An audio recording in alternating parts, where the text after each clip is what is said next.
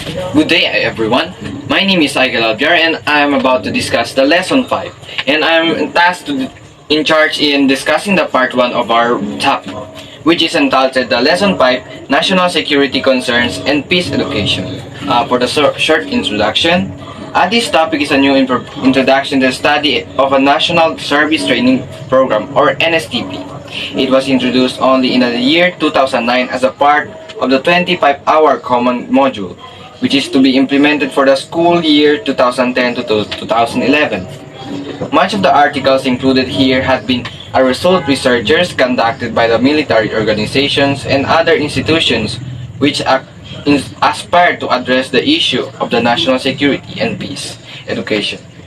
It was deemed that NSTP students should be taught that concept that concerns national security and peace education and the principles engaging in it, so they have increased awareness about their own country and their role as important resources for its development. Okay, let's start our topic. Let's begin with the threat to the national security. Our national security is a state or condition where our most cherished and values and beliefs and democratic way of life, our institution of governance, and our unity, welfare, and well-being as nation and people are primarily protected and continuously enhanced. Ibig sabihin, ang national security, dito natin makikita kung gaano ka-stable ang ating bansa or kung kaano kaunlad ang ating bansa. Or, dito rin makikita natin na ang ating bansa ay protektado or may pagkakaisa. Okay, let's move to the fundamental elements. There are 7 fundamental elements and lie at the core of, and therefore further amplify our definition to national security. At the same time, they are constitute the most important challenges we face as a nation and people.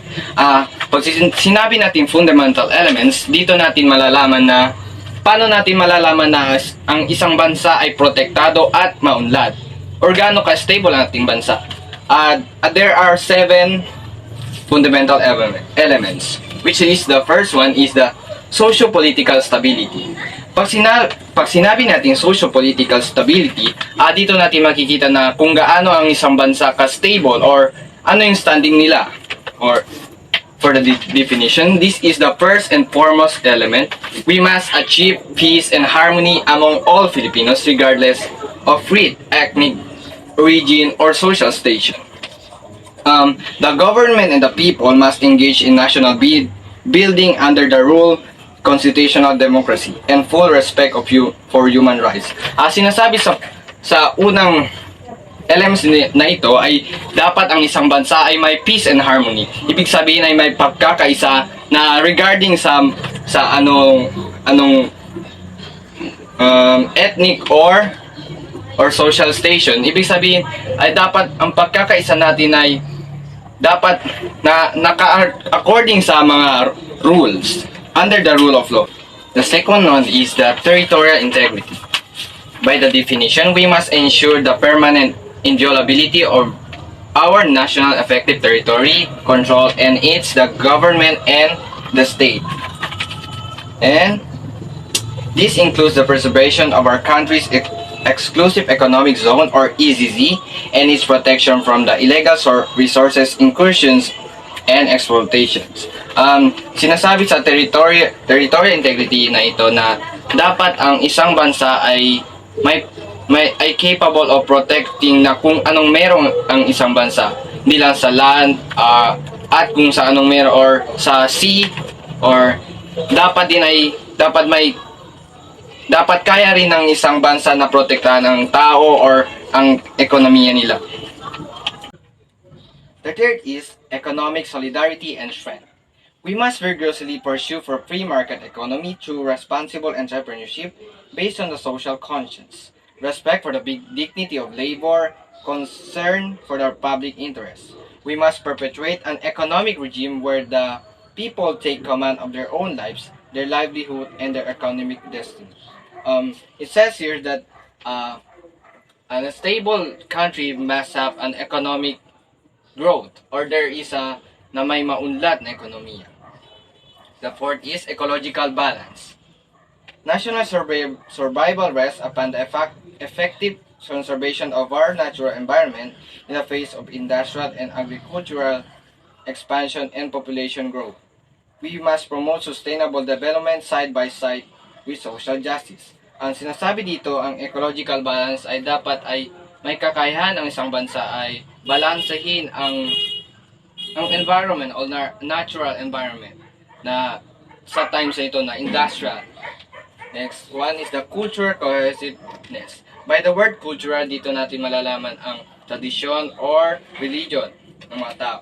By the definition, our lives as a people must be ruled by a common set of values and beliefs grounded on the high moral and ethical standards, drawn from our heritage and embodying the standard and drawn from our heritage and embodying the Filipino identity transcending religious, ethnic, and linguistic difference. Cultural cohesiveness ay dapat nagkakaisa tayo regardless sa ating mga tradisyon or kultura or sa ating mga paniniwala at religion.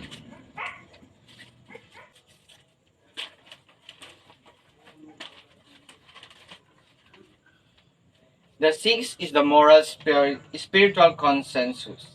We must propelled by a national vision inspired and manifest in our words and deeds by patriotism and national pride and advancement of national goals and objectives. The moral spiritual consensus, ibig sabihin ay dito na malala ang dapat may pagkakaisa sa regardless sa ating spiritual na paniniwala or religions sa ating mga beliefs. Next one is the external peace. External peace, we must pursue constructive and cordial relations with the nations and peoples, and even our nation itself must chart an independent course free from external control, interference, or threat or of aggression. External peace ay dapat ang isang bansa ay may kakayahan din magkaisa sa ibang bansa upang mas lalong maging maunlad ang isang bansa kapag may kaibigan or may kasosyo para mas umunlad at may external peace. Are the seven fundamental elements na masasabi natin ang isang bansa ay maunlad or stable or that there is a national security. International trends. The main international trends arises from Moro Islamic Liberation Front, or MILF, which in open rebellion against the government has the avowed objectives of establishing an independent Islamic state in the Western Philippines. While the government has engaged the MILF in constructive peace negotiation and armed activities to the group continues to be the source of serious concern, particularly the build-up of its defensive and offensive capabilities. Hopefully, the peace negotiation would succeed in pursuing the MILF and allied group to join the autonomy within the framework of the Republic. Hand in hand with this security problem in the threads of the Abu Sayyaf group, or ASG, a small band of highly mobile terrorists with suspended link in international network. So, the MILF is a group in the Philippines with the goal of establishing an independent Islamic state in the western part of the country. While peace negotiations have been initiated with the government, there are concerns about the group ongoing military activities and the build-out of its capabilities. The Communist Party of the Philippines, New People's Army, and National Front Democratic, CPP, NPA, or NDF, continues to pose a serious threat of national security, all through presenting weakness in comparison with their peak strength in 1985 to 1987 periods. During the past 2 years, there have been an incipient increase in underground activities areas and the slight upward trends in isolated terrorist acts in the countryside. This is a communist and insurgent group in the Philippines. Also, the strength was one since the 1980s. They continue to pose a significant trend with the underground activity to isolate the act of terrorism. Organized crime is a national security concern. The challenge of illegal drugs, in particular, have grown into a major of the national community. Of the 42,979 barangays nationwide, about 12% are affected in a varying degrees. The anti-drugs campaign is a major cornerstone of the government's law and order drive involving the police, the local government units, and the private sectors, and focusing on the tripartite strategies and reducing drug supply and demand, as well as domestic and international cooperation. Drug use among the youth has risen alarmingly over the past 3 years. The national crime rates and also exacerbated by the drug trade, which involves the number of crime syndicates. The challenge of illegal drugs has grown into a major trend, affecting the significant portion of barangay or the local communities. The government has a comprehensive anti-drugs campaign involving multiple combat this issue. Grave incidents of poverty is also a serious trend of national security, especially to the extent that it creates and abets rebellion, crime, and dissidence. Poverty incidents affect about 3/3 of Filipino families nationwide. Consequently, the distribution of wealth has been skewed in favor of a wealthy majority. High poverty rates as a trend of national security, as they can contribute to rebellion, crime, and dissidence. About 1/3 of Filipino families are affected by poverty, leading to wealth inequality. Economic sabotage undermines the market economy, the financial system, and the nation's resources, delves into critical issues of economic sabotage and its detrimental effects on the nation's economy, financial system, and resources.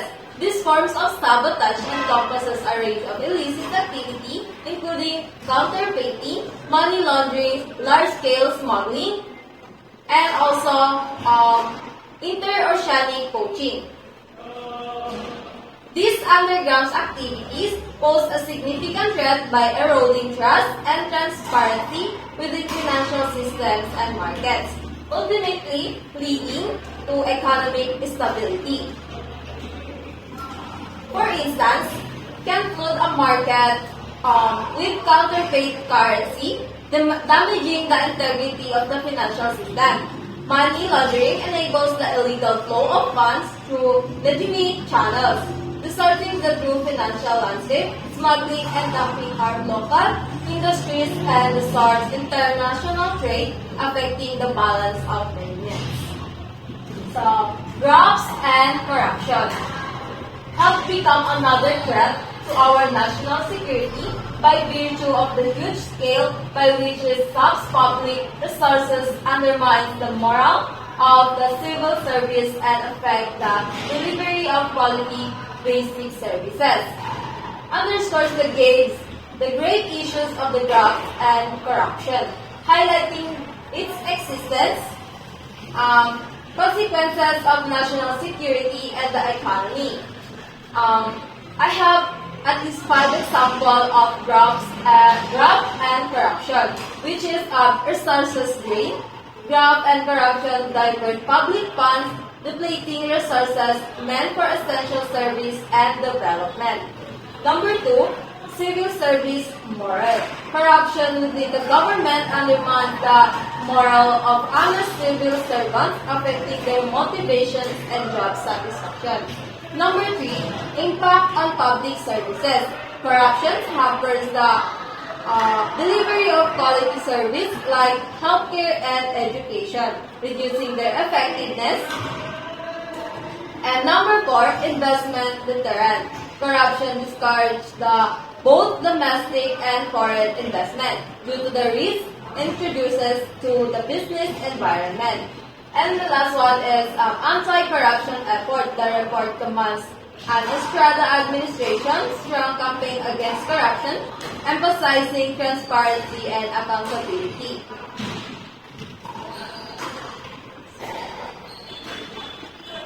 And we have the several calamities, false serious food shortage, bad hoarding and profiteering, and cause hunger, disease, and deprivation. These critical issues of severe calamities and their profound impact on food security, socioeconomic stability, and the well-being of population. Here's a breakdown of the key points. Number 1, which is the food shortage and economic disruption. Severe calamities such as natural disaster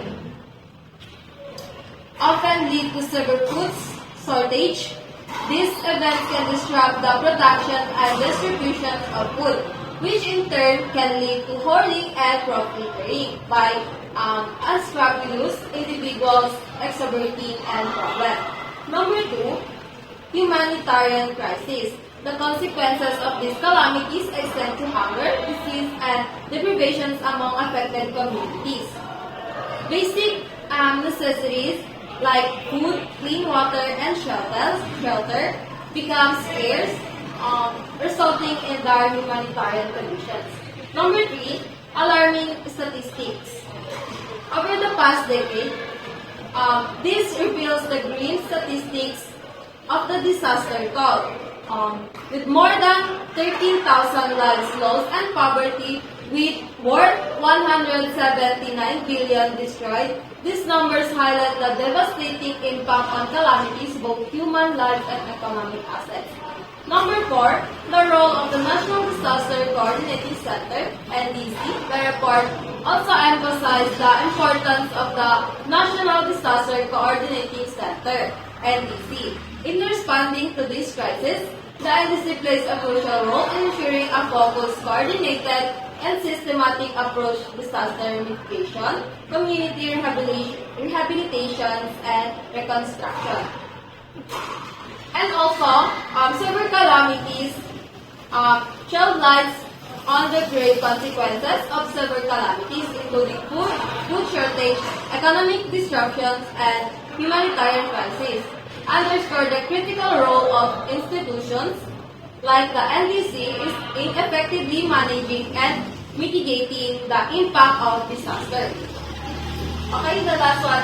Environment degradation poses a long-term security threat. The alterations of forests and watersheds, air, land, water pollution, and the proliferations of toxic substances are a cause of sickness. This addresses the critical issues of persistent environmental degradation and its long-term implication for national security and well-being. Number 1, we have the environmental threat. Persisting environmental degradation poses a significant long-term security threat. This degradation includes the erosions of forests, watersheds, pollution of air, land, and water, as well as the proliferations of toxic substances. Number 2, health and productivity impact. Environmental degradations contribute to sickness, premature death, and decline in national productivity and overall well-being. Number 3 is high priority and defense and law enforcement. Highlights the environmental protection has become a top priority within the domains of defense and law enforcement. This recognition underscores the significant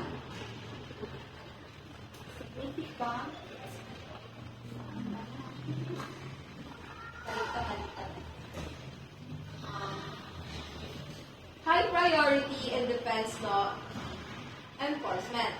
Highlights the environmental protection has become a top priority within the domain of defense and law enforcement. This recognition underscores the significance of safeguarding the environment as part of the broader national security efforts. Number 4, educational emphasis. Furthermore, this notes the environmental protection in an area of institutional emphasis in the educational system. This indicates a proactive approach to raising awareness and educating future generations about the importance of preserving the environment.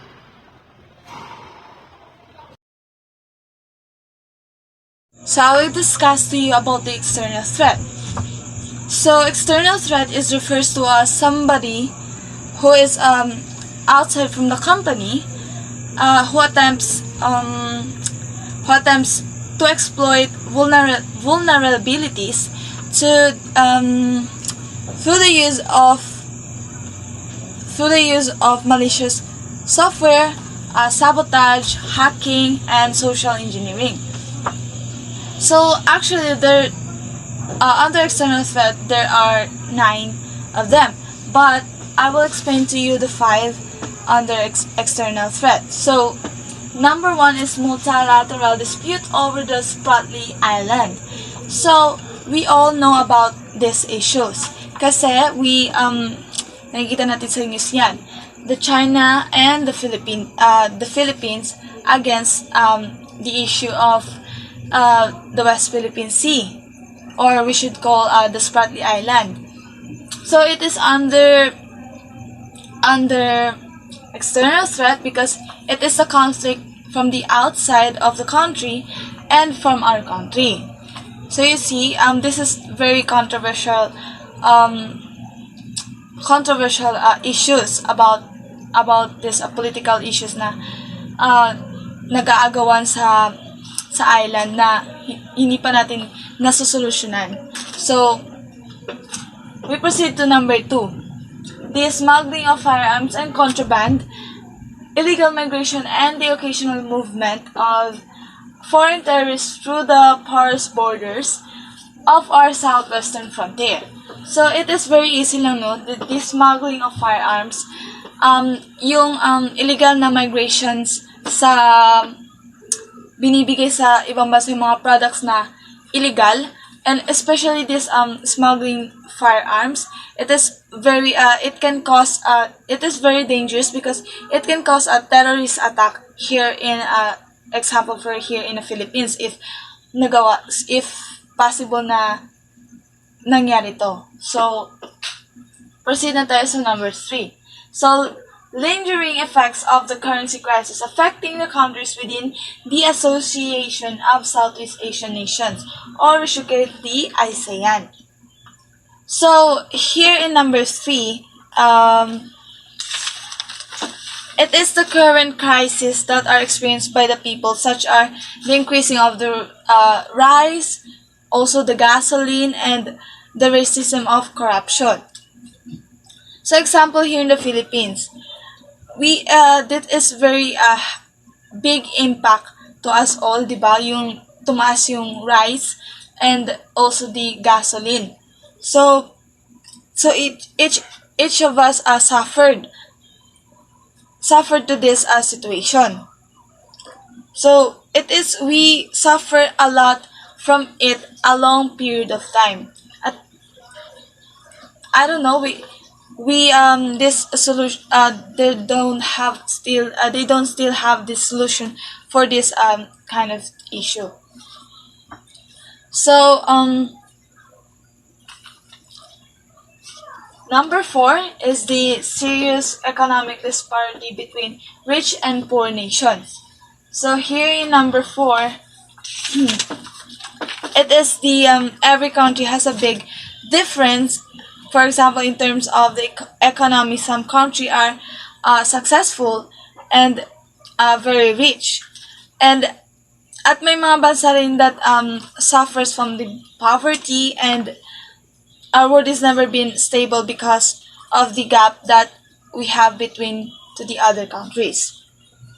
So, because of the big gap between countries, these rich countries, since they're rich, they tend to invade other country. Kaya nga no, 'di ba? Just for example, here in the Philippines, we other countries also invade our country. Like for example, na lang noon, 'di ba? We experience other country invading our country. So yun, the example of because they're rich, they can invade us because they have uh, weapons and mapersa yung kaalyado nila or their country. So in number 5, the ethnic religious and cultural conflict. So here in number 5, explaining the different cultural background, beliefs, ethnicity, and cause some conflicts or misunderstanding between the certain groups of people or ethnic groups.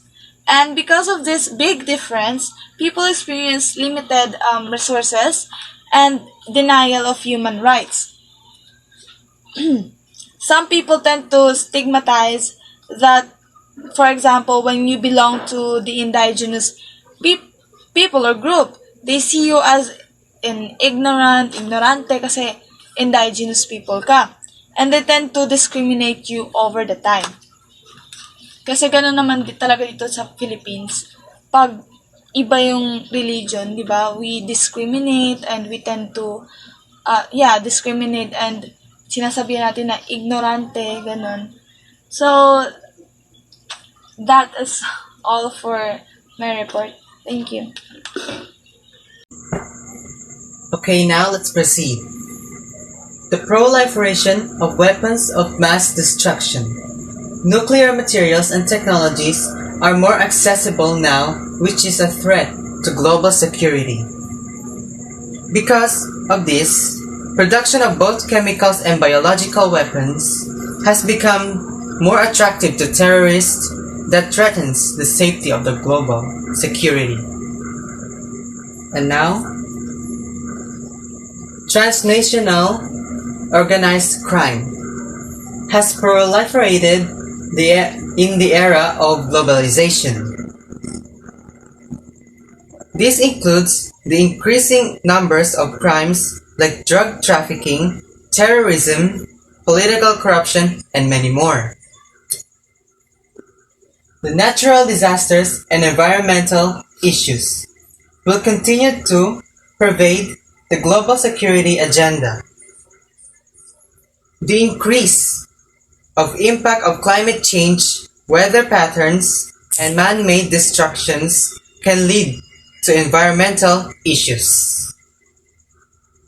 And now, cybernetic crime is a growing global threat that involves computer viruses.